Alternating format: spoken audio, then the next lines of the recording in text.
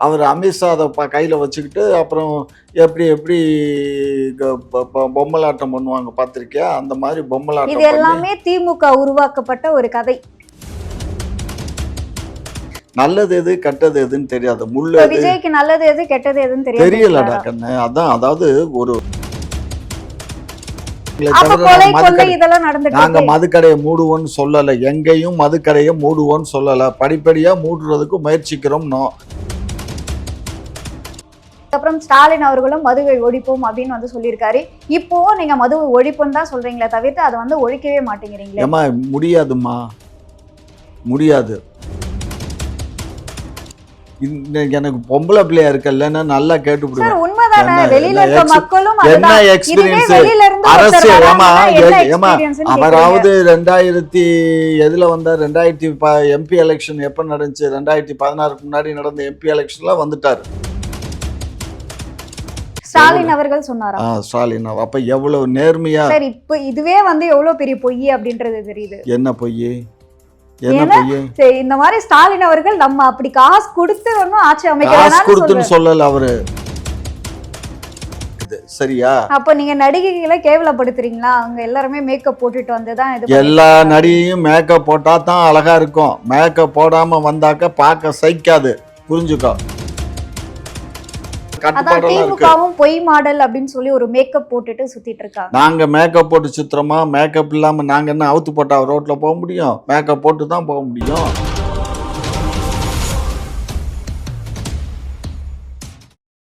குக்கு செய்தி நேயர்களுக்கு வணக்கம். நான் உங்க தீபிகா. இன்று நிகழ்ச்சியின் சிறப்பு விருந்தினர் திமுகவின் மூத்த முன்னோடி முனைவர் காமாட்சி நாயுடு அவர்கள். வணக்கம் சார். வணக்கம் சார். இன்னைக்கு பாத்தீங்க அப்படின்னா பனையூர்ல சிபிஐ வந்து விசாரணைக்கு போயிருக்காங்க. இந்த விசாரணை பத்தி உங்களுக்கு ஏதாவது தெரியுமா? இதை பத்தி உங்களோட கருத்து என்ன? ஏமா சிபிஐ விசாரணை என்ன விசாரணை பண்றாங்கன்னு எனக்கு எப்படிமா தெரியும்? விசாரணை நீங்க தான் வந்து நடக்கிறதுக்கு முன்னாடி சில விஷயங்கள்லாம் சொல்லுவீங்க இல்லையா? அதாவது ஒரு விஷயம் நல்லா புரிஞ்சுக்க. இப்போ போய் சிபிஐ என்கொயரி பண்ணுது. அந்த என்கொயரிங்க வந்து சும்மா நாம்காவாசிக்கு தான் என்கொயரியை தவிர அது வந்து ஒரு உண்மையான ஒரு என்கொயரியா இருக்காது. இல்ல சிபிஐ விசாரணை எப்படி உண்மையா இருக்காதுன்னு நீங்க உண்மையா சொல்றீங்க? இருக்காது. வேணா பொறுத்திருந்து பாருங்க, எல்லாமே உல்டாவா தான் வரும். ஏன்னா அவங்க வந்து இப்போ ஒன்றிய அரசு வந்து விஜயை வந்து கூட்டணிக்கு இழுக்கிறதுக்கு முயற்சி பண்ணிக்கிட்டு இருக்காங்க. இவங்க கூட்டணி வேண்டான்னு சொல்லிட்டு இருக்காங்க. அப்போ அவங்கள வந்து ஏதாவது ஒரு சிக்கலில் வச்சுக்கிட்டு அதுக்கப்புறம் இது பண்ணுவாங்க. சரியா? அது ஓப்பனாக வெளியில் ஒரு வராது. இப்போ சிபிஐ வந்து ஒரு நீதிபதியினுடைய கண்ட்ரோலில் தான் இது நடக்குது. அந்த நீதிபதிக்கிட்ட இவங்க சப்மிட் பண்ணிடுவாங்க. அந்த நீதிபதி தான் வந்து அதை சார்ட் அவுட் பண்ணி கவர்மெண்ட்டில் கொடுக்கணும். சுப்ரீம் கோர்ட்டில் கொடுக்கணும். அவர் கொடுக்குறத அது அப்போ வந்து என்ன பண்ணுவார்? சுப்ரீம் கோர்ட்டு கொடுக்கறதுக்கு முன்னாடியே அமித்ஷாவுக்கு கொடுத்துருவார். அவர் அமித்ஷா அதை கையில் வச்சுக்கிட்டு அப்புறம் எப்படி எப்படி பொம்மலாட்டம் பண்ணுவாங்க பார்த்திருக்கியா? அந்த மாதிரி இது பொம்மலாட்டம் பண்ணி எல்லாமே திமுக உருவாக்கப்பட்ட ஒரு கதை அப்படின்னு எடுத்துக்கோங்க. அதை பற்றி எங்களுக்கு கவலை இல்லை. உண்மையை தான் நான் பேசுவேன், உண்மையை தான் சொல்கிறேன். வேணாலும் பொறுத்திருந்து பாருங்க. இவர் தனியாக நிற்கிறாரா, தனிச்சு நிற்கிறாரா, இல்லை என்டிஏ கூட்டணிக்கு போறாராங்கிறத காலம்தான் பதில் சொல்லும். அவங்க தான் அதிகாரப்பூர்வமா அறிவிச்சுட்டாங்களே, நாங்க தனிச்சு தான் போட்டியிடுவோம், எங்க தலைமையில தான் கூட்டணி இருக்கும் ஏமா அவர் அப்படின்னு. சொன்னாருமா? இல்லை, நான் மறுப்பதற்கு இல்லை. காலங்கள் மாறும். இன்னும் தேர்தலுக்கு இன்னும் கிட்டத்தட்ட 5 மாத காலம் இருக்குது. இந்த 5 மாத காலத்தில் எது வேணாலும் மாறலாம், எப்படி வேணாலும் மாறலாம். ஏன்னா அவங்க வந்து ஹேண்ட்ஸ் ஆர் கிளீன் அப்படிங்கிற மாதிரி இருக்கிற சூழ்நிலையில் அவங்க பேசிகிட்டு இருக்காங்க. அந்த ஹேண்ட்ஸில் அழுக்கு இருக்குங்கிறத பிடிச்சி வச்சுக்கிட்டு இந்த பாரு உன் கையில் அழுக்கு இருக்குன்னு அவன் மிரட்டினான்னா என்ன பண்ண முடியும்? திமுகவையும் மிரட்டி வச்சிருக்கு. ஆமா, திமுகவையும் மிரட்ட தான் செய்யறான். இப்ப எடப்பாடியை மிரட்டி தானே கூட்டணி சேர்த்தாங்க. எடப்பாடி என்ன சொன்னாரு? அப்ப உங்க சைடும் ஊழல்லாம் நடந்துகிட்டு இருக்கு. எங்க சைடு ஊழல் நடக்கல, மிரட்டானே தவிர நாங்க பயப்படலையே. இப்போ மிரட்டுறதுக்கு நாங்கள் பயந்துருந்தா நேத்திக்க நாங்கள் வந்து அந்த இதை வந்து தேர்தல் கமிஷனுடைய இதை வந்து எய்த்து நாங்கள் மீட்டிங் போட்டிருக்க மாட்டோம். இன்றைக்கி வந்து நாங்கள் சுப்ரீம் கோர்ட்டில் மனு தாக்கல் பண்ணியிருக்க மாட்டோம். புரியுதா? நாங்கள் வந்து எதையும் வந்து விட்டு கொடுக்குற மாதிரி இல்லை. புரியுதுங்களா? நாங்கள் வந்து என்ன வழக்கு போடுமே போடு. ஏன்னா ஆனா மிசாலையே இதுல பார்த்தவங்க. நிறைய சந்தேகங்கள் எழும்புது இல்லையா? திமுக அரசு இதுக்கு முன்னாடியே இந்த சிறப்பு தீவிர வாக்காளர் பட்டியல் திருத்தம் வேணும் அப்படின்னு சொல்லி 2016ல கேட்டிருக்காங்க போல. இப்ப இது வேண்டாம் அப்படின்னு சொல்றீங்க. அப்ப உங்க பின்னாடியும் ஏதோ ஒண்ணு இருக்குன்னு தானே அர்த்தம்? இல்லம்மா, நம்ம அதுக்கு பின்னாடி நடந்தது, அதாவது 2016க்கும் இன்னைக்கும் 10 ஆண்டு காலம் ஆயிடுச்சு. புரிஞ்சுக்கோங்க. இந்த 10 ஆண்டு காலத்துல எவ்வளவோ மாற்றங்கள் நடந்து போச்சு. இவங்க ஸ்ட்ராங் ஆயிட்டாங்க. யாரு? ஒன்றிய அரசு ரொம்ப ஸ்ட்ராங் ஆயிடுச்சு. அவங்க 2014ல ஆட்சிக்கு வந்தவங்க இன்னைக்கு 2025 ஆயிடுச்சு. ஏறக்குறைய 14 ஆண்டு காலம் அவங்க ஆட்சியை பார்த்துட்டாங்க. புரியுதுங்களா? அப்ப அவங்க 11 ஆண்டு முடிஞ்சு 12வது ஆட்சி ஆண்டுல அவங்க அடியெடுத்து வச்சிருக்காங்க. அவங்க இன்னைக்கு தேர்தல் கமிஷன் முன்னாடி தேர்தல் கமிஷன் அது அதாவது நீதி வழுவாத ஒரு தேர்தல் கமிஷனா இருந்தது. அது பொதுவாவே தேர்தல் கமிஷன், நீதிமன்றங்கள்லாம் அதெல்லாம் தனி பாடின்னு சொல்லுவாங்க. அதுல கவர்மெண்ட் இன்ஃப்ளூயன்ஸ் பண்ண முடியாதும்பாங்க. என்னைக்கு மோடி தேர்தல் கமிஷனரை நியமிக்கிறதுக்கு ஒன்றிய அரசினுடைய பிரதமர், எதிர்க்கட்சி தலைவர், சுப்ரீம் கோர்ட் நீதிபதி 3 பேர் சேர்ந்து தான் அந்த தேர்தல் கமிஷனரை நியமிக்கணும்னு சட்ட விதிகள் இருக்கு. ஆனா அந்த சட்ட விதிகளுக்கு புறம்பா இவங்க நியமனம் பண்ணாங்க. அப்ப அவங்களுக்கு வேண்டிய ஆளை கொண்டு அதுல போட்டாங்க. வேண்டிய ஆள்னா யாரு? அக்கா மகனை போட்டிருக்காரு. யாரு? வாஜ்பாய், திரு மோடிஜி அவர்களுடைய சிஸ்டருடைய மருமகனை தான் கொண்டு போட்டிருக்காங்க. மருமகனோ மகனோ, எனக்கு அதுல கொஞ்சம் சிக்கல் இருக்கு. அந்த போஸ்ட்ல போட்டிருக்காரு. புரியுதா? அப்ப எப்படி நேர்மையா இருக்கும்னு நீங்க எதிர்பார்க்கலாம்? சொல்லுங்க மேடம். சார், தன் குடும்பத்துல இருந்து ஒருத்தர் போட்டா நேர்மையா இருக்காதுன்னு நீங்க எப்படி சொல்றீங்க? இல்ல, நான் என்ன சொல்றேன், ஏன் அவசரப்படுறீங்க? அது அன்னைக்கு விடிஞ்சா சுப்ரீம் கோர்ட்ல தீர்ப்பு வருது. அந்த தீர்ப்புக்கு முன்னாடியே நாள் ஆன்டி டேட்டை போட்டு முன்னாடியே நியமிக்கிறீங்க. நாங்க என்ன சொல்றோம், ஆஸ் பர் நார்ம்ஸ் படி தான் தேர்தல் கமிஷன் சீஃப் கமிஷனரை நியமிக்கணும்னு சொல்லி இந்தியா கூட்டணி சுப்ரீம் கோர்ட்ல கேஸ் ஃபைல் பண்ணிருச்சு. அவங்க தள்ளி வச்சிருக்காங்க. ஏதோ தீர்ப்பை ஒத்தி வச்சிருக்காங்க.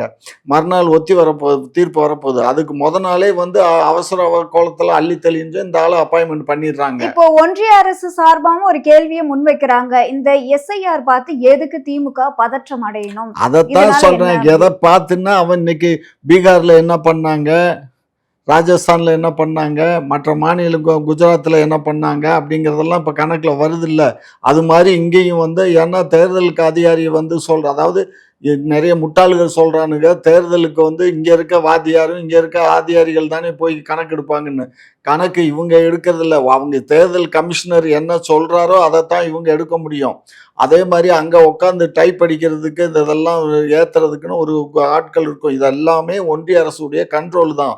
அவங்கெல்லாம் ஒரு, அதாவது என்ன சொல்றது, ரோபோ மாதிரி.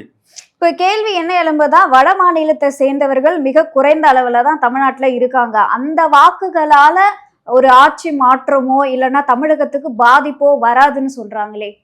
குறைந்த அளவுன்னா எவ்வளவு இருக்காங்கன்னு கணக்கு சொல்ல முடியுங்களாமா? சார், ஒரு கோடிக்குள்ளதான் இருப்பாங்க. எப்படி? 1 கோடிக்குள்ளதான். 1 கோடி பத்தாத ஒரு ஆட்சியை மாற்றி அமைக்கிறதுக்கு? ஒரு ஆட்சியை மாற்றி அமைக்கிறதுக்கு 1.4, அதாவது 1 கோடியே 40 லட்சம் பேர் வந்திருக்காங்க. ஆனா 1 கோடி கூட கிடையாது சார், அதுக்கும் குறைவாக தான் இருக்காங்க. அப்படி எல்லாம் கிடையாது. 1 கோடியே 40 லட்சம் பேர் இருக்காங்க. பீகாரி மட்டும் கிடையாது, வட இந்தியாவில் இருக்கக்கூடியவங்க எல்லாரும் இங்கே தான் இருக்காங்க. தமிழகத்துல அதை விட அதிகமான மக்கள்ல இருக்காங்க. அதுதான், அதை விட அதிகமான மக்கள்னா ஒரு கட்சியில ஓட்டு போடுறது. நான் என்ன சொல்றேன், இது இந்த சீமான் மாதிரி ஆளெல்லாம் என்ன சொல்றாங்க, இது தமிழ்நாடு தமிழருக்கான நாடுன்னு வாய்கிளிய பேசுறிய.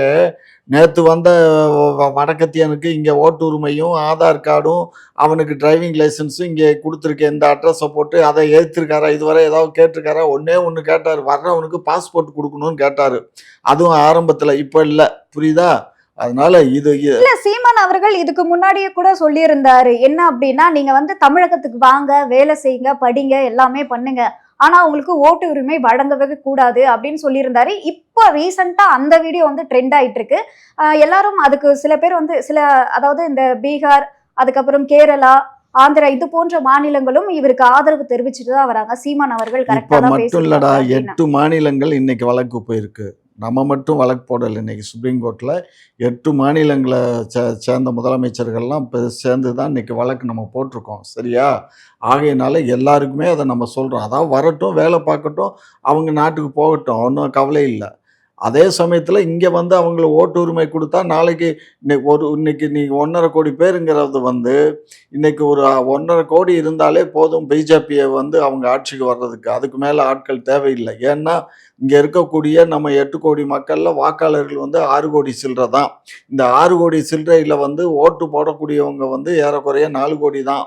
இந்த 4 கோடி பேர்த்துல வந்து இன்னைக்கு நம்ம இங்கே இருக்கக்கூடிய கட்சிகள்லாம் ஆளுக்கு ஒரு கோடி 1.5 கோடின்னு வாங்கினா, திமுக போன தேர்தலில் திமுகவும் அதிமுகவும் கொஞ்சம் நெருக்கமாக தான் வந்தாங்க. சரியா? இன்றைக்கு வந்து இவன் வந்துட்டான்னா பிஜேபி தனிச்சு நின்றாலே ஓட்டு விழுந்துரும். தாமரையில் தனிச்சு நின்றா ஏற்கனவே அவங்க 12% வச்சுட்டு இருக்காங்க. இனி இங்கே இருக்கக்கூடிய வடத்துக்கத்தியான் ஓட்டு போட்டான்னு வச்சுக்கோ, ஈஸியாக இந்த நாடாளுமன்ற சட்டமன்ற தேர்தலில் அவனே பவரை கைப்பற்றிடுவான். புரியுதா? இதெல்லாம் தெரிஞ்சதுனால தான் நாங்கள் எதுக்குறோம். ஆனால் அவங்களோட கூட்டணி இருக்கிறதுனால எடப்பாடியும் அதே சமயத்தில் மற்ற மற்ற கட்சி ஏன்னா இந்த அனைத்து கட்சி கூட்டத்துக்கு பாத்தீங்க அப்படின்னா ஒரு 4-5 கட்சிகள் வந்து புறக்கணிச்சிருக்காங்க. இந்த பாமக, ஏமா அப்புறம் இது வந்து டிவிகே, என்னன்னா என்டிகே. ரிஜிஸ்டர்ட் பொலிட்டிக்கல் பார்ட்டிடா. பாமக வந்து நாட் இன் அவங்க இது கேன்சல் ஆகி போச்சு. எது? ஆனாலும் அழைப்பு விடுத்ததா சொல்றாங்களே ஏமா திமுக நம்ம வந்து சார்பா. பதிவு செஞ்ச அரசியல் கட்சிக்கெல்லாம் அழைப்பு கொடுக்கப்பட்டது. இது வந்து கவர்மெண்ட்டு நடத்தலை, புரிஞ்சுக்கோங்க. இப்போ நடத்தின கூட்டம் வந்து தனியார் அக்காட் இதில் ஹோட்டலில் திமுகங்கிற கட்சி தான் நடத்துச்சே தவிர தமிழ்நாடு அரசு பண்ணலை. இப்போ தமிழ்நாடு அரசு நாளை மறுநாள் வந்து செக்ரட்டேரியட்டில் ஒரு மீட்டிங் போடுறாங்க. அதுக்கு வந்து ஏற்கனவே அப்ரூவ்டு கட்சியெல்லாம் இருக்குல்ல. அப்ரூவ்டு கட்சின்னா இப்போ சீமானுக்கு அழைப்பு வரும். அங்கீகரிக்கப்பட்ட கட்சி. அங்கீகரிக்கப்பட்ட கட்சி இப்போ சீமானுக்கு அழைப்பு போகும். புரியுதா? அது மாதிரி இப்போ எம்எல்ஏக்கள்லாம் வச்சுருக்காங்கல்ல, அவங்களுக்கெல்லாம் அழைப்பு போகும். அவங்கெல்லாம் கலந்துப்பாங்க. புரியுதுங்களா? ஆகையினால அதுதான். அதில் ராம்தாஸ் போக முடியாது, அவர் பையனும் போக முடியாது. அவங்களுக்கெல்லாம் அதில் எலிஜிபிலிட்டி கிடையாது. ஸோ அதனால் மற்ற கட்சிகள் தான் போக இயலும். எம்எல்ஏ வச்சுருக்காங்கல்ல சட்டமன்றத்தில், அந்த கட்சிகள் மட்டும்தான் வருவாங்க, பேசுவாங்க, முடிவெடுப்பாங்க. இது வந்து இது அதாவது இது வந்து கட்சி பார்க்கக்கூடாது. இப்போ இது வந்து தேவையில்லையாங்கிறது தான் பிரச்சனை. தேவையில்லைன்னு எல்லாருமே ஒத்துப்பீங்க. அப்படி கண்டிப்பா. இருக்கும்போது இது கூட்டு பொறுப்பு தான் வேணும். நம்ம நாட்டை வந்து இன்னைக்கு நீ வந்து நாங்கள் எத்தனையோ 2000-3000 ஆண்டுகளுக்கு முன்னாடி ஒரே நாடாக இருக்கிற காலத்தில் வந்த தெலுங்கு மக்கள்லாம் தமிழகத்தில் இருக்காங்க, அவங்க ஆள்றாங்கன்னு சொல்லி இன்னைக்கு பிரச்சனையை கிளப்பிட்டு இருக்க நீங்கள். இப்போ நம்ம கண்ணுக்கு முன்னாடி இங்கே வந்துட்டு இருக்கான், தினத்துக்கு வந்துட்டு இருக்கான், 1000 பேர் 2000 பேர்னு வந்துட்டு இருக்கான். அவன் வந்து ஓட்டு உரிமை கொடுத்தா, அவன் ஓட்டை போட்டு ஆட்சியை பிடிச்சிக்கிட்டா நீ எங்கே போவ? அன்னைக்கு அப்புறம் வடக்கத்தியா இங்கே நாட்டை ஆள்றான்னு அன்னைக்கு இந்த சீமான் மாதிரி ஆளுகள்லாம் கத்திக்கிட்டு தான் இருக்கணுமே தவிர வேற ஒன்றும் பண்ண இயலாது. அவங்க டைனமிக்காக அவன் பண்ணுறான். அதை இப்போ நம்ம தடுத்து நிப்பாட்டணும். அதாவது வெள்ளம் வர்றதுக்கு முன்னாடி தான் அணை கட்ட முடியுமே தவிர வெள்ளம் வந்த பின்னாடி அணை கட்ட இயலாது. அதை புரிஞ்சுக்கிட்டு இந்த அரசியல் கட்சி தலைவர்கள்லாம் வந்து இந்த நேரத்தில் ஒத்துழைப்பு கொடுத்து திமுகங்கிற தனி கட்சியை நீங்கள் தனியாக விட்டுடுங்க. இது நமக்கு நாட்டுக்கு தேவையில்லையாங்கிறத முடிவு பண்ணுங்க. அதை முடிவு பண்ணி நீங்கள் எல்லாரும் ஒன்று கோர்த்து ஒரு கை கோர்த்து வாங்கங்கிறேன் நான். இதுதான் நம்மளுடைய எல்லாரும் ஒன்றிணையணும் அப்படின்னு சொல்லி. ஒன்றிணையணும். எல்லாம் ஒரு இதில் வந்து அமையணும். அப்போ தான் நமக்கு வெற்றி கிட்டும். ஒவ்வொரு விஷயங்களையும் சட்டமன்றத்தில் எல்லாரும் சேர்ந்து தானே இந்த மசோதாக்கெல்லாம் ஆதரவு கொடுக்குறாங்க. அது மாதிரி இந்த இதுக்கு எல்லாரும் சேர்ந்து ஆதரவு கொடுக்கணுங்கிறது தான் என்னுடைய இது. மட்டும் இல்லை, எங்கள் தலைவரும் அதுதான் விரும்புகிறாரு. சார், விஜய் வந்து ஒரு அறிக்கை வெளியிட்டிருக்காரு. அதுல என்ன குறிப்பிட்டிருக்காருன்னா, மக்களை விரோத திமுக கிட்ட இருந்து மக்களுடைய சக்தியை கொண்டு மக்களை நான் காப்பாத்துவேன் 2026 அப்படின்ற மாதிரி ஒரு அறிக்கை வெளியிட்டிருக்காரு. இதை எப்படி பாக்குறீங்க? ஏம்மா, அவருக்கு வந்து இளங்கண்டு பயம் அறியாதுன்னு ஒரு பழமொழி கேள்விப்பட்டிருக்கீங்களா? அது கண்ணு போட்ட உடனே நாங்கள்லாம் எங்கள் தோட்டங்களுக்கு போவோம். அப்போ மாடு வந்து அது மாசமாக இருக்கும். அது கண்டு போட்டு பார்த்தீங்கன்னா அது அது பாட்டு துள்ளிட்டு இருக்கும். போட்டிருக்கோம், துள்ளிட்டு இருக்கோம், விளையாடிக்கிட்டு கிடக்கும். என்னடான்னு பார்த்தா மாட்டில் அந்த நாசி கூட, அந்த இது கூட கர்ப்பப்பை தொங்கிட்டு இருக்கும். இது போய் இந்த மாடு இது பண்ணோம். அதுக்கு வந்து நல்லது எது கெட்டது எதுன்னு தெரியாது. முள்ளு இப்ப எது விஜய்க்கு நல்லது எது கெட்டது எதுன்னு தெரியலடா தெரியாம கண்ணு. அதான் அதாவது ஒரு ஒரு பழமொழி சொல்லுவான். சின்ன குழந்தைகள்லாம் வந்து தட்டக்காட்டுல ஓடி விளையாடுற மாரி. தட்டக்காடுன்னா உங்களுக்கு ஏன்னா உங்க ஊர்ல இருக்கோ என்னன்னு தெரியல. எங்க கிராமங்கள்ல எல்லாம் தட்டைன்னு சொன்னா, இந்த சோளம் இருக்கே, சோளம் இதெல்லாம் அறுத்துட்டு கீழ தூர்ல வந்து ஒரு ஒரு ஒரு அடிக்கோ ஒரு ஒரு இருக்கும். ஒரு அடி ஒரு சாண்ல இருக்கும். அது வந்து ஈக்கி மாரி இருக்கும். அது போனா நெறைய என்னையெல்லாம் சிறு வயதில நாங்கலாம் விளையாடும்போது இல்ல ஓடுவோம். அதுக்கும் விஜய்க்கும் என்ன அதான் சம்பந்தம்? அந்த மாரி அவரு ஓடி விளையாடுறாரு இப்போ. தட்டக்காட்டுல ஓடி விளையாடுறதுனால, காலு கையிலலாம் கிழிச்சு விட்டுரும். அவரு வந்து சூதானமா பண்ணணுமே தவிர, தட்டக்காட்டுல ஓடி விளையாடக்கூடாது. கிரவுண்ட்ல ஓடி விளையாடலாம், தப்பு இல்ல. அவரு இப்ப விளையாடுறது வந்து தட்டக்காட்டுல விளையாடுறாரு. அது சார் தவறு. ஆளும் கட்சியை தானே போட்டியிட முடியும். ஒரு கட்சி வருது அப்படின்னா, இப்ப ஏம்மா நீங்க செய்யக்கூடிய தவறுகள் ஏம்மா எல்லாம் தவறு சுட்டிக்காட்டி இங்க பாருங்க. சொல்றாரு. தவறுகள்னு சுட்டிக்காட்டி எந்த தவறு? சொல்லுங்க. அப்படியாவது நீங்க பெரிய சார் அரசு கே. நேரு அவர்கள் கூட இப்ப வந்து ஊழல் அந்த ஏம்மா விஷயம் இங்க எல்லாம் போயிட்டு பாருங்க இருக்கு. ஒரு விஷயம் புரிஞ்சுக்கோங்க. விவசாயிகள் நீங்க கண்டுக்கல. அத இருடா பத்தி கண்ணு, பேசுறாரு. நேரு அவர்கள் ஊழல்ன்னு சொல்லி எந்த அரசாங்கத்துல, எந்த நீதிமன்றத்துல யாரு சொன்னா?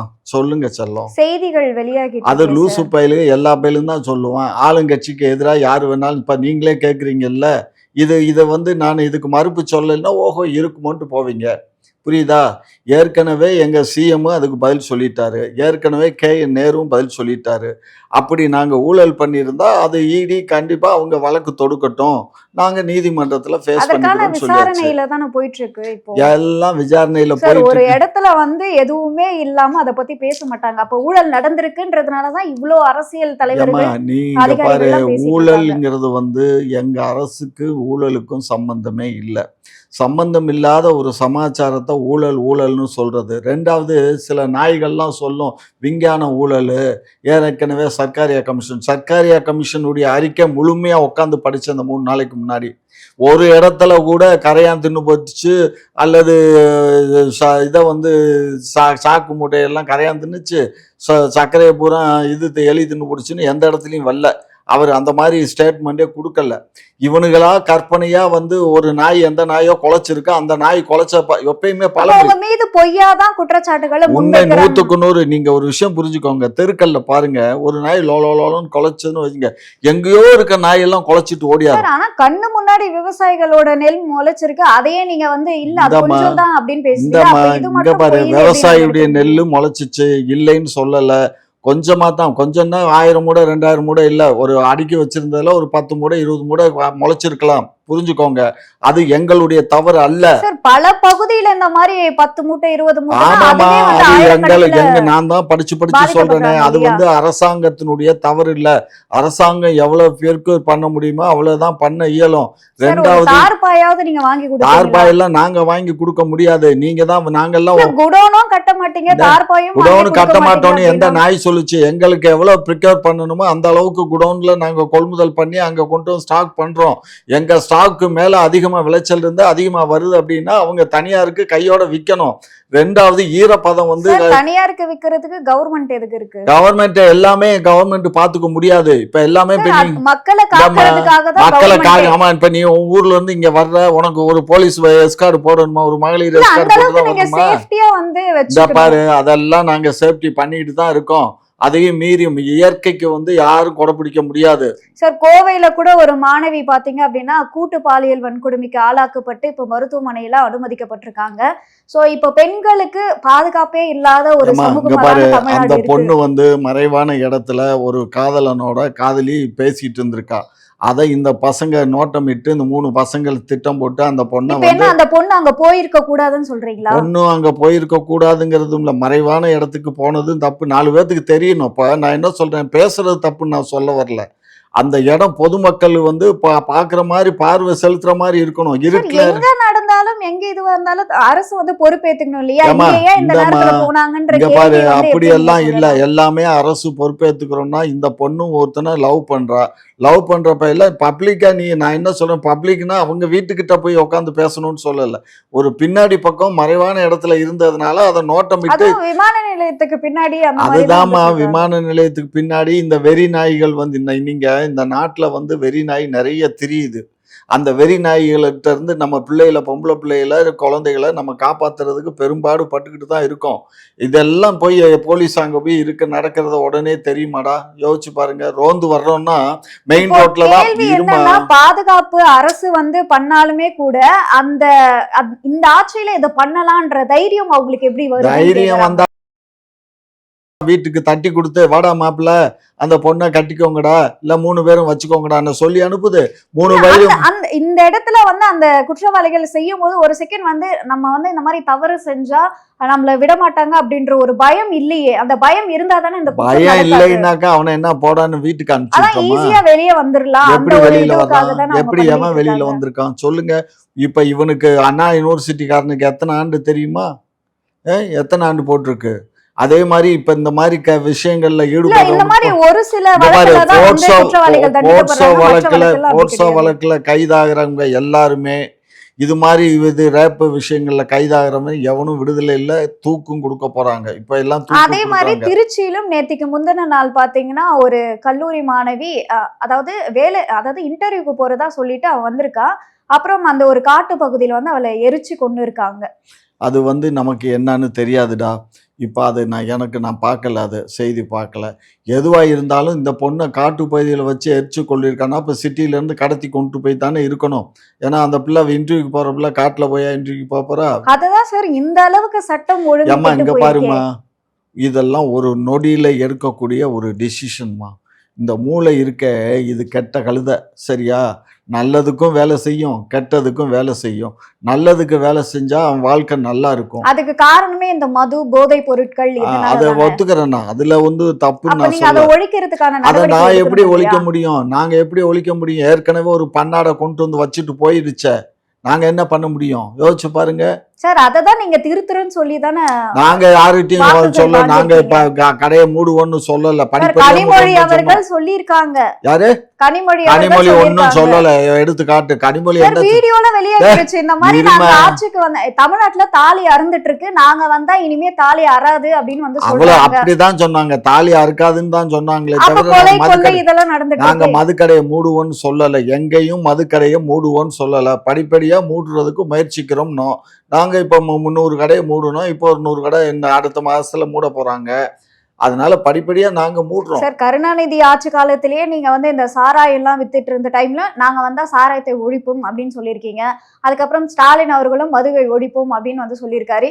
இப்போ நீங்க மதுவை ஒழிப்புன்னு தான் சொல்றீங்களே தவிர்த்து அதை வந்து ஒழிக்கவே மாட்டேங்கிறீங்களே. ஏமா முடியாதுமா, முடியாது.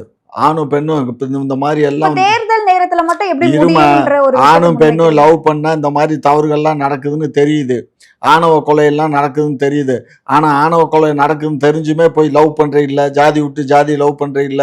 அதே மாதிரி மறைவுல போய் நீ உட்காந்து பேசுற இல்ல. உனக்கும் தெரியுது எல்லாம் இந்த மாதிரி பேசுனா எவனாவது நம்மளை தூக்கிட்டு போயிடுவான், கடத்துவான், தப்பு நடக்கும்னு அந்த பிள்ளைக்கு தெரிஞ்சுதானே போறான், அந்த பையனுக்கு தெரிஞ்சுதானே போறான். 2 பேரும் மேலேயும் குற்றம். இல்ல பொண்ணை இப்படி மட்டும் சொல்ல இயலாது. நடக்கும்னு யாரும் தெரிஞ்சு போக மாட்டாங்க. நடக்கும்னு தெரிஞ்சு போக மாட்டாங்க. அறிவில்ல, சோறு தானே தின்ற, சோனை விட்டு வேற எதையும் இப்ப அந்த திங்கிற. பொண்ணு அங்க போனதுதான் தப்புன்னு சொல்றீங்க. 100க்கு 100 மறைவான இடத்துல அந்த அப்ப அந்த பொண்ணை குற்றவாளிகள் மட்டும் மேல தப்பு இல்லைன்னு சொல்றீங்க. பொண்ணை மட்டும் நான் சொல்லல. பொண்ணை சொல்லல. அந்த பொண்ணை அழைச்சிக்கிட்டு போனான் பாரு, அவனைத்தான் சொல்றேன். ஒரு பொண்ணு நம்ம வந்து பாதுகாக்கணும். பொண்ணை வந்து ஒருத்தங்க ஒரு பொண்ணை திருமணம் செய்யறான்னா கடைசி வள்ளியும் சாகரம் தொட்டியும் அந்த பொண்ணை அவன் வச்சு பாதுகாக்கணும். அப்படி பாதுகாக்க முடியாத நாய் நீ எதுக்குடா மறைவுல கூட்டிட்டு போய் அந்த பொண்ணு அந்த மாதிரி நடக்குது. இது மாதிரிதான் நிறைய நிகழ்ச்சிகள் நடக்குது, பார்த்துருக்கோம். காதலனை தள்ளி விட்டுட்டு அவனை கட்டி போட்டுட்டு அவனை அடிச்சு உதைச்சிட்டு தானே இந்த மாதிரி தூக்கிட்டு போறாங்க. இதுகெல்லாம் பேப்பர்ல பாக்குறோம், எல்லாம் நடக்குது இல்ல. அப்புறம் நீ எதுக்கு இதை சார் மாதிரி இது பண்ற? மறைவா போனா மட்டும் இல்ல, எல்லாம் ஓடுற ட்ரெயின்ல நடக்குது. அதுக்கப்புறம் அம்மா, பாத்தீங்கன்னா இங்க பாரு. நிறைய பள்ளிகள்ல இங்க நடக்குது, பாரு, கல்லூரிகள்ல இங்க நடக்குது. பாரு, எல்லா இடத்துலயும் எல்லா மிருகங்களும் இருக்கும். காட்டுல அப்புறம் எப்படி நீங்க வந்து அந்த பெண்ணை வந்து குறை சொல்லுவீங்க? நீங்க பெண்ணை வந்து நான் குறை நடந்து சொல்ல. போனாலும் இங்க இந்த பாரு, விஷயம் நடக்குது. பெண்ணுக்கும் புத்தி வேணும், ஆணுக்கும் புத்தி வேணும். 2 பேத்துக்குமே புத்தி வேணும். நான் என்ன சொல்ல வரேங்கிறத உனக்கு புரியல. பெண்ணுக்கும் புத்தி இருக்கணும், ஆணுக்கும் புத்தி இருக்கணும். காதல் பண்றதுன்னா மறைவான இடத்துல ஒரு ஆளே நடமாட்டம் இல்லாத இடத்துல போனீங்கன்னா 10 பையன் அதை தெரிஞ்சு வச்சுக்கிட்டு இப்ப இந்த தூக்கிட்டு போய் இது கெடுத்து விட்டானே இப்ப என்ன பண்ணுவ? உன் வாழ்க்கை தானே நீங்க போச்சு. அதுக்கு என்ன நடவடிக்கை எடுக்க அதுக்கு போறீங்க? என்ன நடவடிக்கை? 3 வயலும் பிடிச்சி நாங்க இது உள்ள தூக்கி போட்டாச்சு. அதெல்லாம் இல்ல இன்னும் கவலைப்படாத. பிடிபட்டதா சொல்லலையே. யாரும் இல்ல. இன்னைக்கு இப்போ கொஞ்ச நேரத்துக்கு முன்னாடி நியூஸ்ல கேட்டேன். அந்த ஆமா அந்த அந்த ரோட்ல ஏதோ நடமாட்டம் இருந்திருக்கு போல இருக்கு. அங்க ஏதோ சிசிடிவி கேமரா இருந்துச்சாம். அதுல சந்தேகத்துக்கு படும்படியான நபர்களை பிடிச்சி விசாரிச்சுட்டு இருக்காங்க இப்போ. ஆனா குற்றவாளி இன்னும் கைது செய்யப்படல. இன்னும் குற்றவாளி ஏமா கண்டுபிடிக்கப்படல. இருட்டுல போய் நடந்த சமாச்சாரம், அங்க கேமரா இல்ல, இதெல்லாம் நம்ம கண்ணி வச்சு தானமா பிடிக்க முடியும். அது உடனே பண்றதுக்கு காவல்துறை வந்து உடனே பண்ணும். அது ஏதாவது சிசிடிவில ஃபுட்டேஜ் இருந்துச்சுன்னா எடுத்து பண்ணிடலாம். எத்தனை கேஸ்ல வந்து சேஸ் பண்ணி எல்லாம் பிடிக்கிறாங்க. இதுல வந்து அங்க மறைவான இடம் ஏர்போர்ட்டுக்கு பின்னாடி இருந்தனால அந்த ஏரியால சிசிடிவி இல்ல. அந்த ரோடு இருக்க மெயின் ரோட்ல இருந்த அந்த சிசிடிவில சரி, யார் இப்ப இன்னைக்கு இருக்க டெக்னாலஜில எவ்வளவு வளர்ந்துருச்சு, ஈஸியா புடிச்சிடலாம். அதெல்லாம் ஈஸியா பிடிப்பாங்க. ஈஸியாலாம் பிடிக்க முடியாது. கஷ்டப்பட்டு தான் பிடிக்கணும். அவ்வளோ ஈஸியாலாம் பிடிக்க முடியாது. சரியா? அது பண்ணணும். வந்து யாரு என்னங்கிறத அந்த பிள்ளைக்கு அடையாளம் ஏன்னா இருட்டில் இருக்கிறதுனால அந்த பொண்ணுக்கும் அடையாளம் தெரியறது சான்சஸ் இல்லை. அதுவும் அந்த பயலை பிடிச்சி கேட்டால் அவனுக்கும் தெரியணும். அதெல்லாம் அம்மா நான் என்ன சொல்கிறேன், இதெல்லாம் காவல்துறையினுடைய வேலை. இதில் வந்து நீங்களும் நானும் ஏற்கனவே செத்து போயிட்டா அந்த பொண்ணு பாவம். அந்த அளவுக்கு பாதிக்கப்பட்டிருக்கா. அவளை போய் திரும்ப நம்ம இந்த மாதிரி ஊடகங்களில் பேசி அதை நம்ம கொல்லக்கூடாதுடா. நம்ம சித்திரவதை பண்ணக்கூடாது. வேற கேள்வி கேளுங்க. இப்ப வந்து செங்கோட்டையன் அவர்கள் வந்து ஒரு விஷயத்த முன் வச்சிருக்காரு.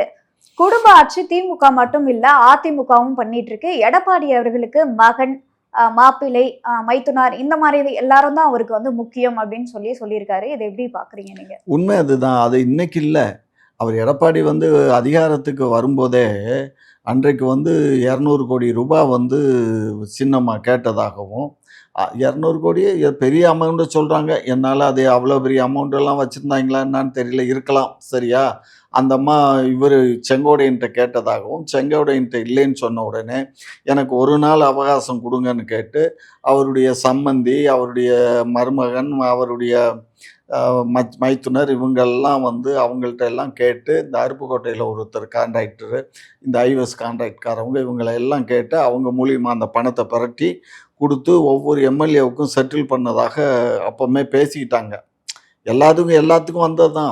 இத்தனை கோடி ரூபா ஒவ்வொருத்தருக்கும் ஒரு 5 கோடி ரூபா கொடுத்ததாகவும் 1 கிலோ தங்கமும் கொடுத்ததாகவும் பேச்சு வந்துச்சு. அதுக்கப்புறம் இப்போ இந்த பொதுச் செயலாளர் தேர்தல் நடந்துச்சு பாரு, அதில் கூட மறுபடியும் திரும்ப 50 லட்சம் ரூபா போட்டு விட்டாங்க அப்படிங்கிற மாதிரியும் பேசுனாங்க. அப்போ 2 கட்சியுமே குடும்ப ஆட்சி பண்றது வந்து ஒத்துக்கிறீங்க? 2 ஆட்சினா 2 கட்சியுமே வந்து குடும்பத்தை வச்சுதான் ஆட்சியை பண்ணிட்டு இருக்கீங்க, குடும்ப ஆட்கள் வச்சு அப்படின்னு ஒத்துக்கிறீங்களா? நாங்க வந்து அப்படி யாருக்கும் வந்து பணம் கொடுத்து நாங்க ஆட்சி பண்ணல.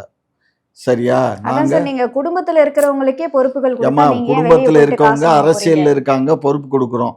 இப்ப அவருடைய மைத்துனர் எந்த அரசியல்ல இருக்காரு, அவர் சம்பந்தி எந்த அரசியல்ல இருக்காரு சொல்லுங்க. அவங்க பினாமியா உள்ள இருந்துகிட்டு அவங்க ஆட்டி வைக்கிறாங்க, இவங்க ஆடுறாங்க. புரிஞ்சுக்கோங்க. நம்ம கட்சியில அப்படி இல்லை. கனிமொழி அவருடைய சகோதரி, இன்னொரு தாய்க்கு பிறந்த பொண்ணு, அவ இருக்கா. அதான் எம்பியா இருக்காங்களே. அதாம்மா அவங்க இருக்காங்க. அதே மாதிரி மகன் வந்து அவருடைய பிள்ளை, அவருக்கு துணை முதல்வர். நேரடியா ஒரு எக்ஸ்பீரியன்ஸ் நேரடியான என்ன எக்ஸ்பீரியன்ஸ், இதுக்கு என்ன எக்ஸ்பீரியன்ஸ்? ஏமா எனக்கு பொம்பளை பிள்ளையா இருக்கல்லன்னு நல்லா கேட்டுவிடுவேன். சார் உண்மைதானே, வெளியில இருக்க மக்களும் என்ன அதுதான். இதுவே எக்ஸ்பீரியன்ஸ் வெளியில இருந்து ஒருத்தர் அரசியல்? ஏமா வராங்கன்னா என்ன ஏமா எக்ஸ்பீரியன்ஸ்னு அவராவது 2000 எதுல வந்தார்? 2000 எம்பி எலெக்ஷன் எப்ப நடந்துச்சு? 2016க்கு முன்னாடி நடந்த எம்பி எலெக்ஷன்ல வந்துட்டாரு. சரியா? அப்பயே நாடாளுமன்ற தேர்தலில் வந்தாரு. அதுக்கப்புறம் வந்தாரு. ஆனா என்ன கத்துக்கிட்டாரு, என்ன கத்துக்கிட்டாரு வச்சுக்கிட்டாருன்னா அவர்கிட்ட போய் அப்ப டியூஷன் எடுத்துக்கோ. நீ என்னையா கத்துக்கிட்ட, ஏது கத்துக்கிட்டேன்னு அவனை அப்பாயின்மெண்ட் 2 டைம் மட்டும் தான் வெளியே வருவாரு. ஒண்ணு மழை காலத்துல வருவாரு. இங்க பாரு, அதெல்லாம் நீங்க வாய் புளிச்சதோ மாங்காய் புளிச்சதோன்னு பேசக்கூடாது. புரிஞ்சுக்கோ. அவருக்கு அரசியல் தெரியுமா தெரியாதானா? அவருக்கு அரசியல் தெரியும். நீங்க அவர் கேட்கிற கேள்விக்கு பிரஸ்ல அவர் சொல்ற பதிலெல்லாம் கேளுங்க. இல்ல எழுதி வச்சு. ஆமா, அவர் எழுதி வச்செல்லாம் துணை முதலமைச்சர் எழுதி வச்செல்லாம் பேச மாட்டாரு. நீ நல்ல நேற்று கூட ஒரு ப்ரெஸ் கேட்டாங்க, இதை பத்தி கேட்டாங்க, இந்த மாதிரி பண்றாங்களே எடப்பாடியை பத்தி. அதே மாதிரி இவரை நேருவை பத்தி கேட்டாங்க. அவர் என்ன சொன்னார்? நீட்டா இப்ப சொன்னாரு. அதெல்லாம் இங்க பாருமா, நீட்டா சொல்லல, அந்த இது கருத்து சொல்ல விரும்பல அப்படின்னு சொல்றாரு. ஆமாம்மா, ஒரு விஷயம் ஏன்னா அதை பத்தி தெரியல அவருக்கு என்ன விஷயம். அவர் எதுக்கு அதை பத்தி அந்த சப்ஜெக்ட் பேச வேண்டிய அவசியம் இல்ல. புரிஞ்சுக்கோ. அதுதான் அரசியல். தப்பு பண்ணலன்னு சொல்றீங்க. அப்ப அந்த தரப்புல இருந்து இல்ல இதுதான் விஷயம் அப்படின்னா அந்த வாதங்களை அத இவரு சொல்ல முடியாது. இவருக்கு மேல முதலமைச்சர் இருக்காரு. முதலமைச்சர் தான் அதுக்கு பதில் சொல்ல இயலுமே தவிர இவர் சொல்ல முடியாது. அப்புறம் சொல்லணும்னா கட்சியிலோட அதுதான் சார் அந்த பேச்சு திறமை வந்து உதயநிதி அவர்களுக்கும் இல்ல, ஸ்டாலின் அவர்களுக்கும் ஆமா இல்லன்னு எல்லாம் வெளியில வேணா சொல்லிக்கிறாங்க. நீங்களும் கொஞ்சம் வேணா போய் பேச்சு சொல்லி கொடுத்துட்டு வாங்க, டியூஷன் எடுத்துட்டு வாங்க அப்பா பிள்ளைக்கும். சார் இப்படிதான் வெளியில பேசிக்கிறாங்க. அது ஏம்மா, நானா சொல்லல. முட்டா பயிலுக இந்த நாட்டுல நிறைய பேர் இருக்காங்க, அறவைக்காட்டு பயிலுவோ. இந்த அறவைக்காடு பயிலுக பேசுறத வச்சுட்டு நீ பேசாத. நான் வந்து ஸ்டாலின் ஐயா கூட நேரடியா பேசுறவன், சிறு வயசுல எனக்கு நல்லாவே தெரியும். இப்போ முதலமைச்சரான பின்னாடியும் தெரியும், அதுக்கு எதிர்க்கட்சி தலைவரா இருக்கும்போதும் தெரியும். நான் அவரோட பேசியிருக்கோம், பழகியிருக்கோம், எங்களுக்கு தெரியும் அவர் எப்படி அரசியல் காய் நவுத்துவார். நான் இன்னும் பச்சையா சொல்ல போனா கலைஞரை விட 100 மடங்கு இவர் மேம்பட்டவர் அரசியல்ல, வித்தகர். புரியுதா? ஆகையினால நீங்க நினைக்கிற மாதிரி அவ்வளவு ஈஸியான அல்ல. ஒரே ஒரு விஷயம் நான் சொல்றேன் கேட்டுக்கோ. போன 2016ல் நமக்கு தேவையான எம்பிக்கள் பார்த்தா ஒரு எம்எல்ஏ வந்து ஒரு 24 25 எம்எல்ஏ தான் தேவைப்பட்டுச்சு. அந்த எம்எல்ஏக்கெல்லாம் அன்னைக்கு நம்ம ஒரு எம்எல்ஏக்கு வந்து ஒரு 5 கோடி ரூபாயோ 10 கோடி ரூபாயோ கொடுத்தா ஈஸியாக அதிமுகலேருந்து பர்ச்சேஸ் பண்ணி நம்ம ஆட்சி அமைச்சிருக்கலாம். நான் சொன்னேன் ஏன்டா இல்ல அப்படி காசு கொடுத்து வாங்க முடியாதனாலதான் அப்ப அமைக்கல அப்படின்னு சொல்லிக்கிறாங்க. இல்லை, நான் வந்து என்கிட்ட வந்து ஒரு 5 எம்எல்ஏக்கள் வந்து அப்போ பேச்சுவார்த்தையில் இருந்தாங்க. அதனால பேச்சுவார்த்தையில் இருந்ததுனால அவங்க யாரும் பணம் கேட்கல, பேச்சுவார்த்தையில் இருந்தாங்க. இதை நான் அவர்கிட்ட சொன்னேன். அப்போ அவர் என்ன சொன்னார் தெரியுமா? நம்ம வந்து தேர்தலை சந்திச்சு தேர்தலில் வெற்றி பெற்று தான் நம்ம ஆட்சி அமைக்கணுமே தவிர இது போன்ற குறுக்கு வழி நமக்கு தேவையில்லை நாயுடு அப்படின்னாரு. அப்ப ஸ்டாலின் அவர்கள் சொன்னாரா? ஸ்டாலின் அப்ப எவ்வளவு நேர்மையா. சரி, இப்ப இதுவே வந்து எவ்வளவு பெரிய பொய் அப்படின்றது தெரியுது. என்ன பொய்? என்ன பொய்? சரி, இந்த மாதிரி ஸ்டாலின் அவர்கள் நம்ம அப்படி காசு கொடுத்து ஒன்னும் ஆட்சி காசு அமைக்க கொடுத்துன்னு சொல்லல அவரு. காசு இன்னொரு கட்சியில இருக்க எம்எல்ஏக்களை இழுத்து கொண்டு வந்து நம்ம ஆட்சி அமைக்க வேண்டாம்னு அதுதான் சொன்னாரு. சார், சும்மா யாரும் வரமாட்டாங்களே. நீங்க காசு அதாவது டிமாண்ட் வைக்கும் போது தானே வருவாங்க இங்க இன்னொரு பாரு, கட்சியில இருந்து. டிமாண்ட் வைக்கிறோம் வைக்கல அது அந்த கொஸ்டினே வேண்டாம். அதெல்லாம் கொடுக்கறதுக்கு 1000 பேர் இருப்பான்.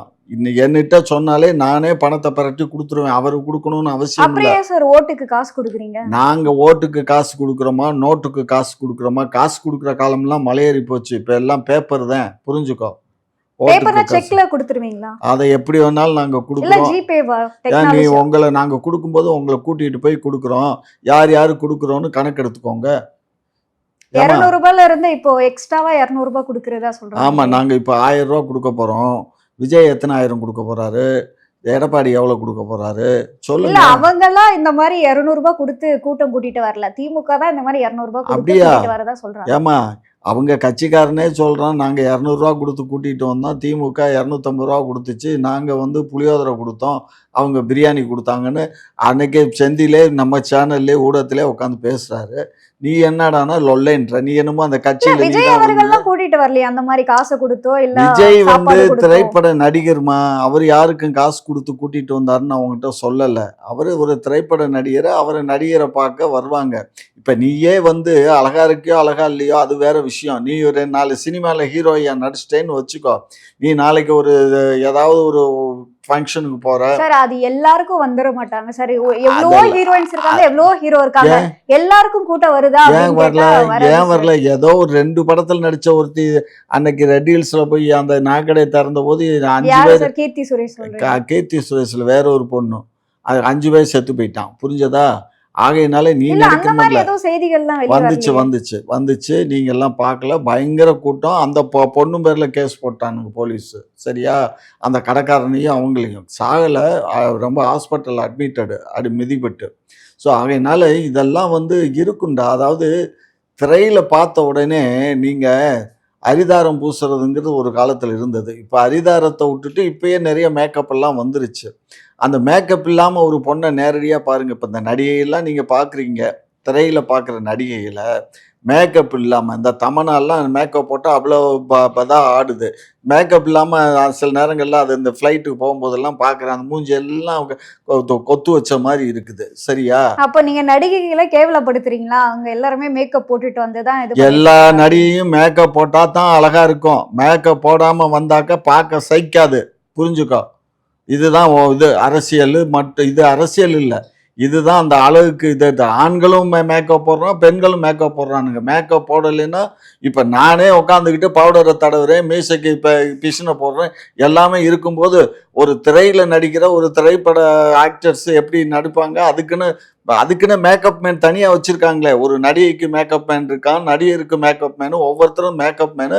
அவங்களுக்கு பேட்டால இருந்து சம்பளத்துல இருந்து படம் ப்ரொடியூஸ் பண்றவங்க கொடுக்கணுங்கிற அதான் கட்டுப்பாடெல்லாம் இருக்கு. திமுகவும் பொய் மாடல் அப்படின்னு சொல்லி ஒரு மேக்கப் போட்டுட்டு சுத்திட்டு இருக்காங்க. நாங்க மேக்கப் போட்டு சுத்துறோமா? மேக்கப் இல்லாம நாங்க என்ன அவுத்து போட்டா ரோட்ல போக முடியும்? மேக்கப் போட்டு தான் போக முடியும். சரியா?